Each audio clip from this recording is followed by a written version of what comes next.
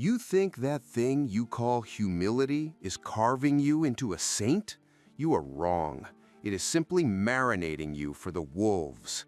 Most of what you've been spoon-fed as politeness or modesty are just pretty masks you wear to hide your own cowardice.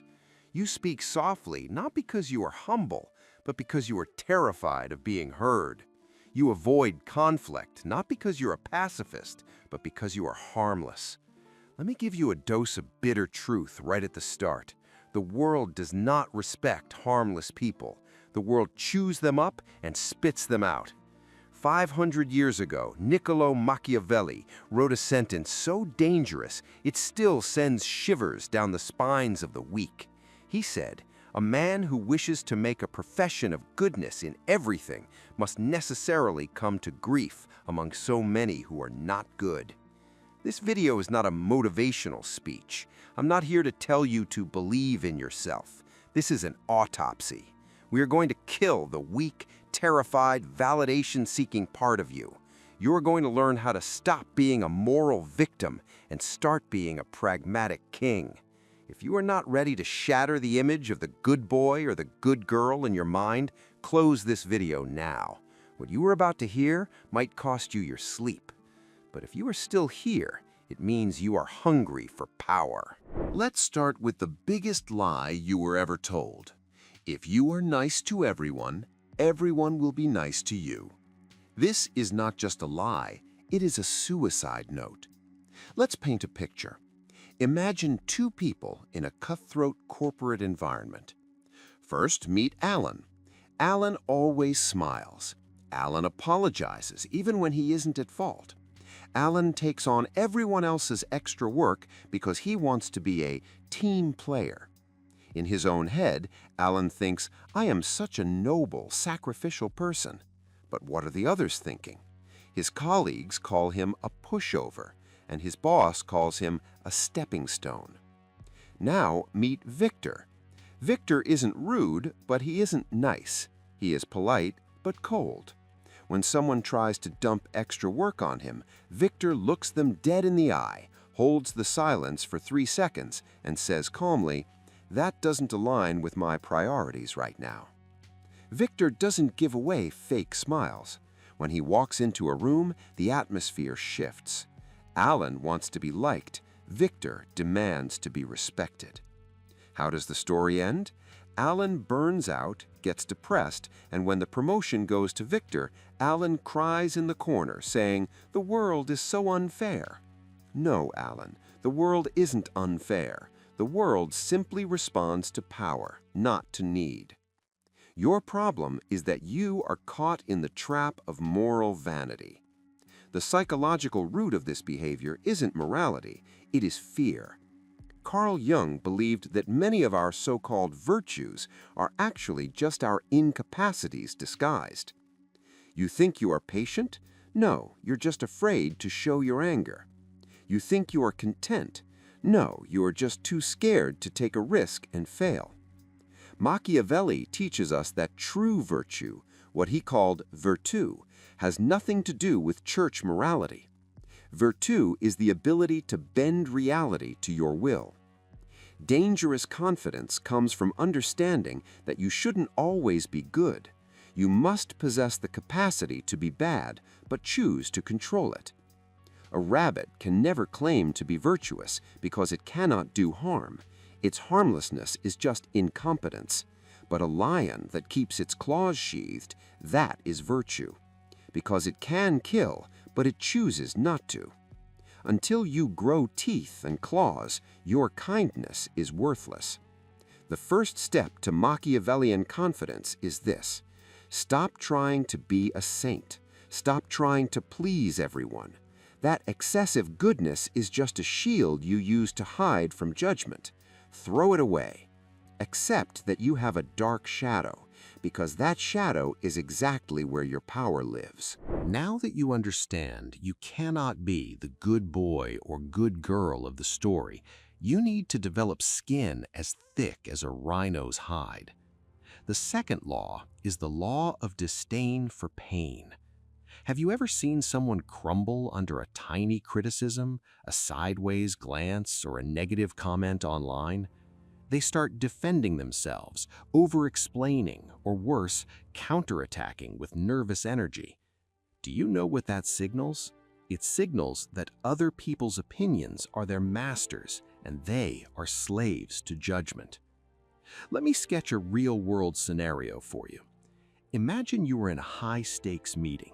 You're pitching an idea, and a colleague, the type who always tries to undermine others, cuts you off with a smirk and says, "Don't you think that idea is a little childish?" You have two paths here. The path of the weak, your face flushes, your voice shakes, and you quickly stammer, "No, it's not childish at all. Look at the statistics." Congratulations, you just lost. You allowed that person to knock you off balance. You proved that his opinion is valuable enough to fight for. But what is the Machiavellian path? When he says your idea is childish, you show zero reaction. You don't even turn your head. You pause for a few seconds as if you didn't even hear the buzzing of a fly. Then, calmly, without a shred of emotion, you continue addressing the room. Or at most, you look him dead in the eye, hold the silence for 3 seconds, and simply say, "As I was saying," and move on. This is disdain. Robert Greene writes in the 48 Laws of Power, "Disdain things you cannot have. Ignoring them is the best revenge." When you ignore something that is meant to hurt you, you are effectively denying its existence. You humiliate the attacker by rendering them insignificant without speaking a single word. The psychological root of sensitivity is a lack of resilience. You are terrified that the perfect image you've built of yourself will crack. But the ancient Stoics had a strange mental exercise. They told themselves, "I am a rock. The waves crash against me and fall back, but I do not move." Dangerous confidence means acknowledging the psychological wound, feeling the sting, but telling it, "You are too insignificant to alter my behavior." But wait, to truly treat pain with disdain and keep a poker face, you first need to awaken something inside you that most people are terrified of. We are always told to control our anger, suppress our jealousy, and hide our desire for power. Society teaches you that these are negative traits. But Carl Jung, the genius psychologist, disagrees. He said, "One does not become enlightened by imagining figures of light, but by making the darkness conscious." The third law is integrating the shadow, or waking the monster. As long as you believe you are a purely harmless, pure being of light, you will remain a coward. Why? Because you have paralyzed half of your existence. True confidence doesn't come from feeling, "I am a good person who hurts no one." It comes from knowing, "I have the potential to be the most dangerous person in this room, but I choose to keep that under control." Let me make this visceral for you. Look at a domesticated dog with its teeth pulled out. It barks, but nobody fears it. Even the dog knows it can't defend itself, so it is perpetually anxious. Now imagine a trained wolf. It is calm. It might even let you pet it, but there is something in its eyes that whispers, "Know your place." Look at the scenario of your own life. When people walk all over you, why do you stay silent? Because you are afraid that if you open your mouth, you will lose control and burn everything down. You are afraid of your own rage. But a shadow strategist doesn't kill his rage. He transmutes it into assertiveness. He uses that aggressive energy to win negotiations. Jung has a quote that is both terrifying and beautiful. "No tree, it is said, can grow to heaven unless its roots reach down to hell." This means if you want to stand tall and powerful, you must face your darkest parts. You must accept that you are capable of being ruthless, capable of being selfish. Once you accept this capacity for malevolence, you stop fearing evil people. Why? Because you realize you are one of them. The only difference is you hold the leash of your monster. So, starting today, when you stand in front of the mirror, stop looking for that nice, polite person. Look into your own eyes and find the monster you have kept chained up for years. Greet him. Tell him, we have work to do. Because for the next steps, to move like a ghost and confuse your enemies, you are going to need that raw, wild energy. Weak people share a common disease. They cannot tolerate silence. When a brief pause hangs in the air, they feel suffocated. They rush to fill the void with chatter, nervous jokes, or explanations that nobody asked for. Why? Because to them, silence means invisibility, and for a fragile ego, invisibility feels like death. But for you, silence must become your deadliest weapon. Never forget Robert Greene's fourth law of power. Always say less than necessary. Let me take you inside a police interrogation room. Do you know how veteran detectives get a confession? They don't scream, they don't ask complex questions, they ask one simple question, and then they go silent. The suspect starts to answer. The detective says nothing, just holds the gaze. The suspect gets anxious, thinking he doesn't believe me or he knows more. So they start adding details to fill the silence. More details lead to more lies, and more lies lead to contradictions. By simply saying nothing, the detective builds the gallows and the suspect hangs himself. Now, bring this into your daily life. Imagine you are negotiating a salary or a contract. The employer slides a lowball offer across the table. The reaction of the weak? They immediately start haggling, justifying their worth. But inflation is high. I worked so hard on that project. I have a family. This is weakness. You are negotiating from a position of need. The Machiavellian reaction: you hear the offer. For 5 seconds and eternity in a conversation, you do absolutely nothing. No frown, no smile, just a flat, ambiguous stare. In those 5 seconds, the other person's mind races. Is he offended? Does he have a better offer? Is he about to walk out? This ambiguity breaks their power. Often, the other side will break the silence themselves with a better offer, just to escape the psychological pressure. Remember, your words are like bullets. If you spray them like a machine gun, you miss everything and empty your magazine. Be a sniper. Say little, keep it ambiguous, and let others trip over themselves in the dark room of your silence. Once you learn to keep your mouth shut, it is time to learn how to move your body, even when your legs are shaking. The biggest lie your brain weaves to protect you is this sentence: "It's not the right time yet. Let me do a bit more research." This sentence reeks of fear.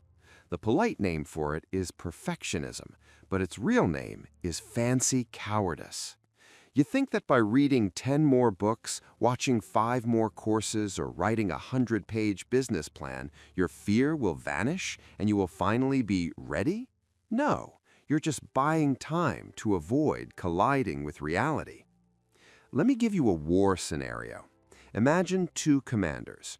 Commander A is obsessive. He wants everything flawless. He waits for the weather to be perfectly sunny. He waits for his maps to be triple-checked. He waits for his soldiers' morale to hit 100%. He sits in his tent drawing lines on a map.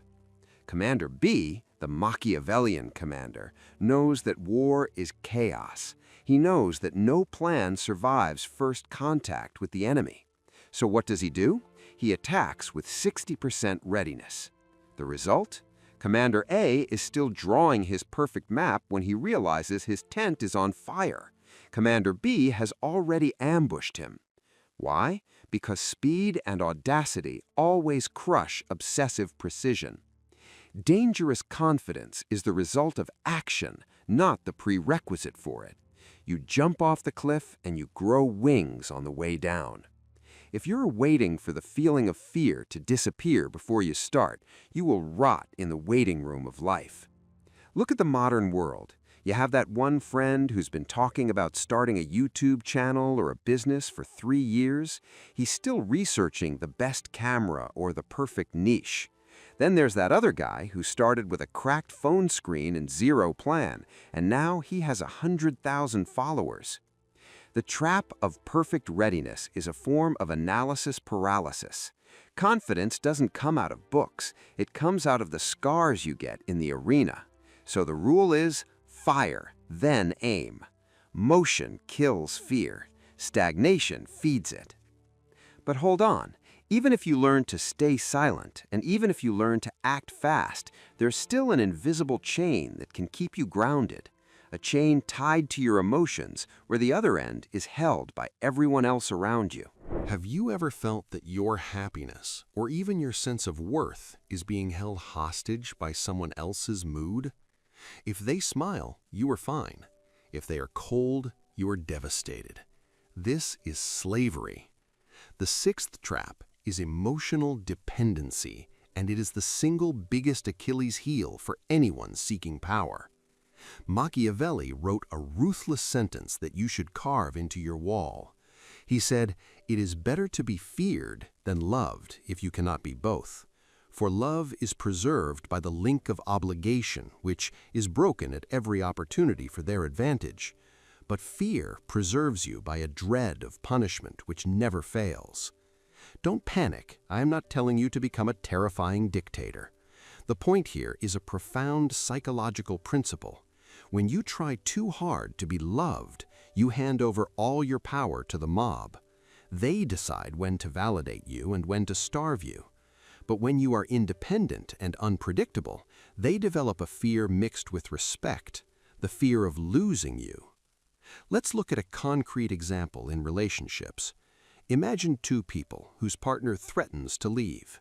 Person A, dependent, immediately starts begging, "Please don't go, I'll change, I'll do whatever you want." In that moment, they lose all attraction and become a pitiful creature. The partner might stay out of guilt, but respect is dead.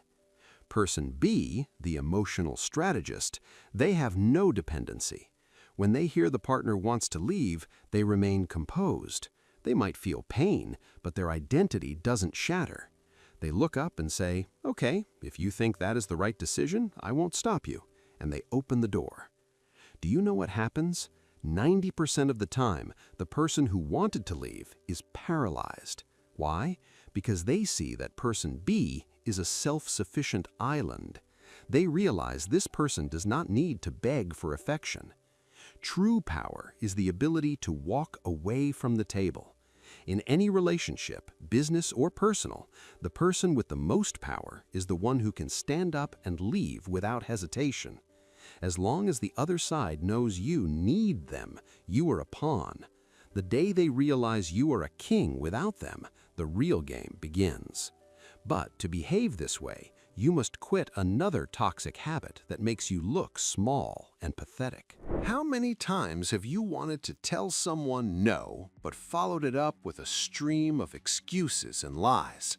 "Sorry, I can't make it. My car broke down. My mom is sick. I'm so swamped." Stop it.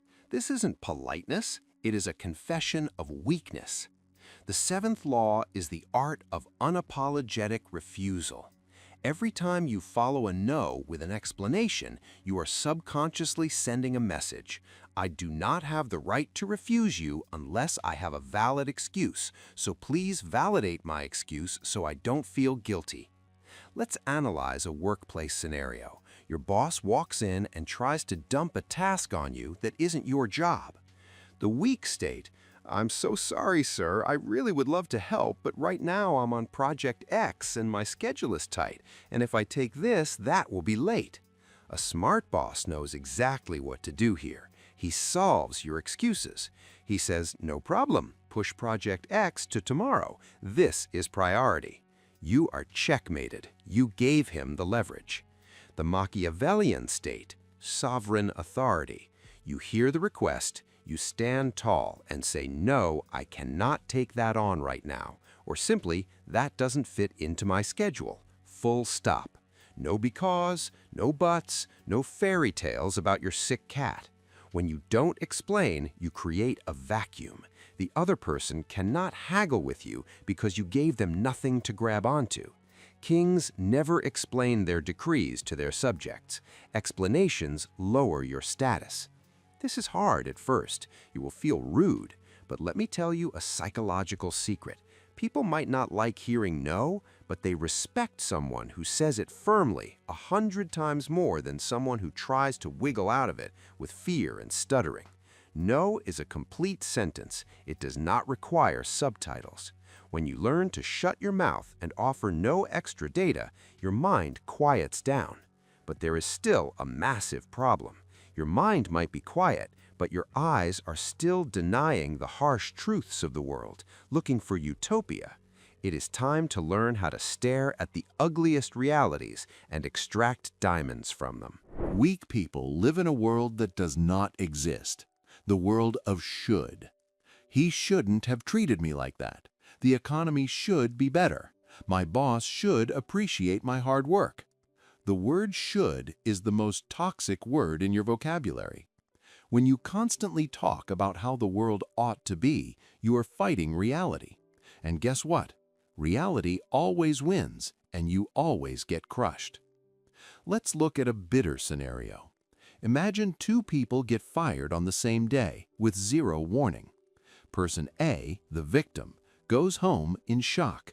He starts whining. After 10 years? This isn't fair. I was their best employee. How could they? He spends the first 2 weeks grieving over the injustice. All his mental energy is wasted resisting a truth that has already happened and cannot be reversed. Person B, the Machiavellian strategist, hears the news. Does it hurt? Yes, absolutely. But he swallows the reality instantly. He doesn't ask why, he asks what now. He knows that company is already the past. That very afternoon, he starts calling the company's competitors. He even spins the firing into a dramatic story for his next interview. I was looking for bigger challenges, and that place had become a cage. This is radical acceptance, or as Nietzsche put it, amor fati, love of fate. Not just tolerating the bad things, but embracing them and using them as fuel. The weak wish the storm wouldn't come. The powerful adjust their sails so the storm gets them to their destination faster. As long as you deny reality, you cannot manipulate it. Accept it first, no matter how ugly, then mold it like wax in your hands. But all these mental shifts are worthless if they're not visible in your appearance. People can't read your mind, they read your body. And right now, your body is screaming at the top of its lungs whether you are a prey or a predator. Have you ever noticed what a shy or anxious person does when they walk into a room? Subconsciously, they shrink. Shoulders roll forward, hands dive into pockets or cross over the chest, legs press together, and they sit on the edge of the chair. It's as if they want to become invisible. This is the body language of a creature telling the universe, please don't hit me, I don't take up much space, I don't even exist. This is an ancient defense mechanism. When a weak animal wants to hide from a predator, it makes itself small. But you are not the prey, you must be the hunter. The ninth law is simple but works like magic. Occupy more space. This isn't just a show. This is pure biology. Research has shown that when you expand your body, your testosterone, the dominance hormone, goes up, and your cortisol, the stress hormone, goes down. Let's try a simple scenario. Next time you walk into a cafe, a party, or a business meeting, do this. First, walk slowly. Anxious people walk fast because they want to escape observation. Kings do not rush because time belongs to them. Second, when you sit, lean back. Drape your arm over the back of the adjacent chair. Spread your legs. Spread your belongings, your phone, your notebook, your keys out on the table. By doing this, you are marking territory. You are sending a subconscious signal to everyone else. I am comfortable here. I feel safe. and someone who feels safe implies they have the power to defend themselves. Jordan Peterson famously said, "Stand up straight with your shoulders back."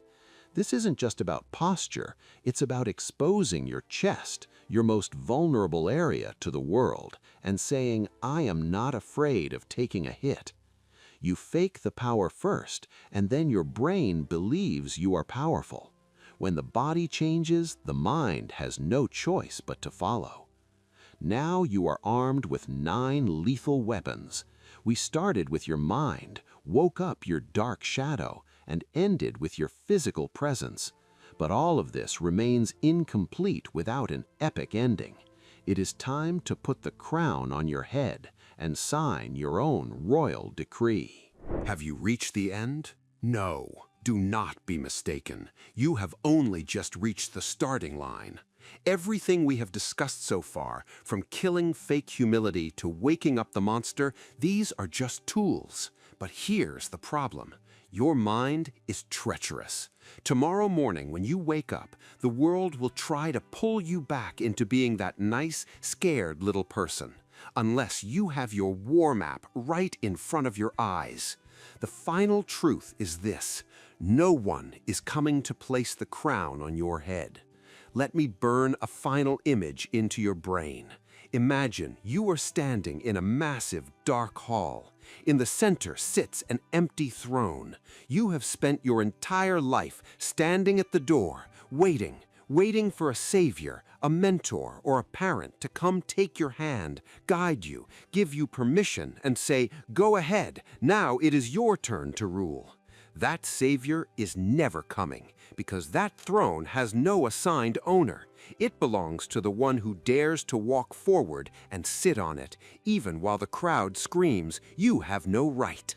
Machiavelli, Jung, Robert Greene, they are all pointing to the exact same singularity. Authority is taken, not given. You have played the victim for years. You said, "The economy is hard. They won't let me. I have no luck." These are the lines of a slave.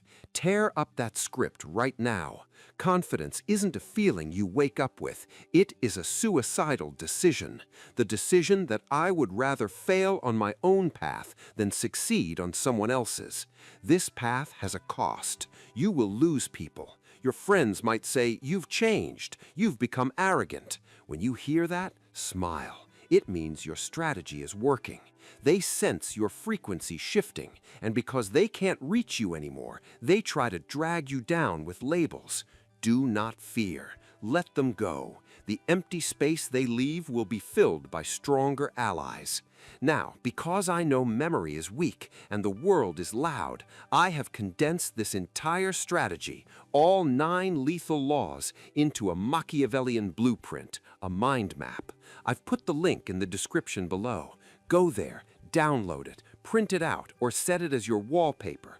Do not let these laws fade away. This is your escape map from the prison of mediocrity. You have one final duty, a confession. Out of the 9 traps we discussed, from foolish kindness to the fear of saying no, which one had you chained up the tightest? Write it in the comments. I killed trap number. This isn't just a YouTube comment. It is you signing your Declaration of Independence. You cannot be strong until you admit what made you weak. Write it down and let the world know that the weak version of you just died. The crown is heavy and it is lined with thorns, but the pain of those thorns is infinitely better than the pain of being nothing. Grab the blueprint, stand up, and reign. Long live thought, long live consciousness, long live life.